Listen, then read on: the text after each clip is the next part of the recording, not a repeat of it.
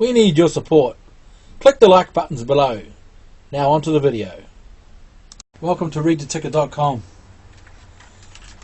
Part 5 of our series of what I wish I knew when I was 22 is executing fundamental investing or value investing that actually works, and that would be extreme value investing, or otherwise known as extreme pessimism investing.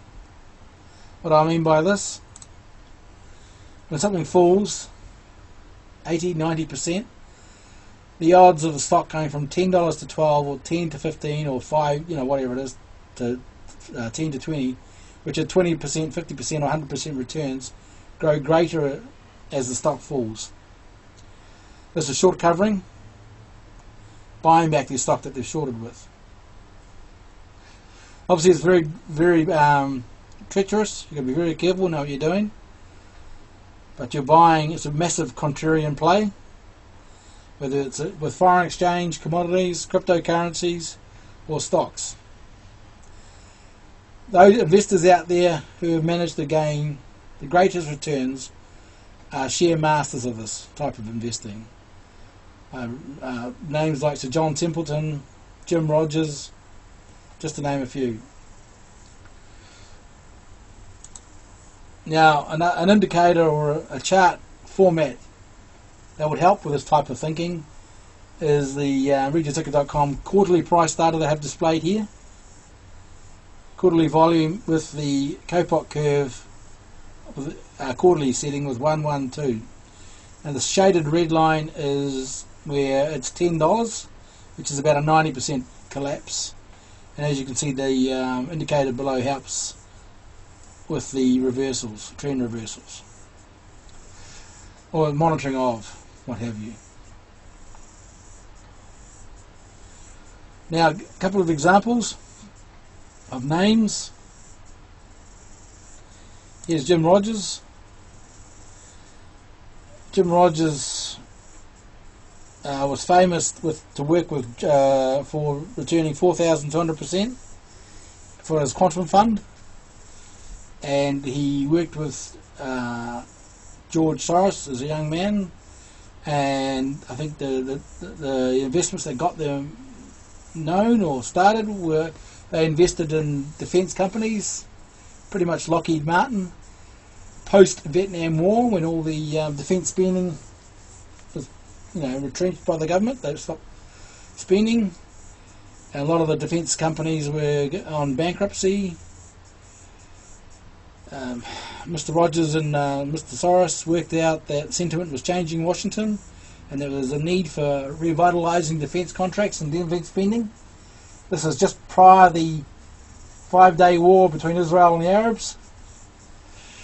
So defending Israel's interests came from the American American planes. So they invested in companies like Lockheed Martin that were near bankrupt, and the prices were in the $1 or $2 range. They invested and they eventually got government contracts. The price skyrocketed. So this type of investment investing can be extremely profitable, but obviously extremely risky. Another story is, I think I'll pull that up. Another story is Sir John Templeton, and you can go to our website and go into information FAQ. Oh dear. Type in John, put that in there. Bring up the story of Sir John Templeton, one of the most famous extreme pessimism investing.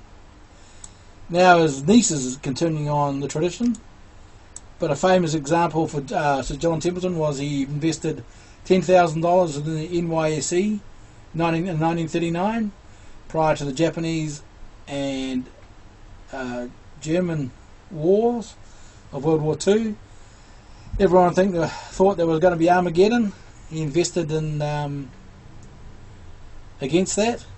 He placed $10,000 in NYSE, bought I think 104 companies at $1, around $1 or $2.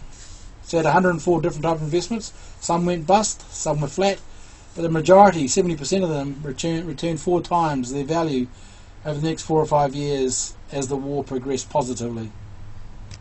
It continued to do this as crises throughout the next many decades. Argentinian crisis, the inflation crisis, Vietnam, Russian crisis, to name a few.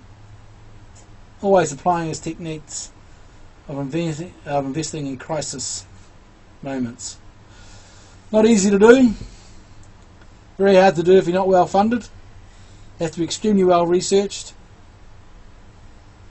But then again, this is one of those value investing concepts that does work and can work over a lifetime if you manage to be successful. Thanks very much for watching.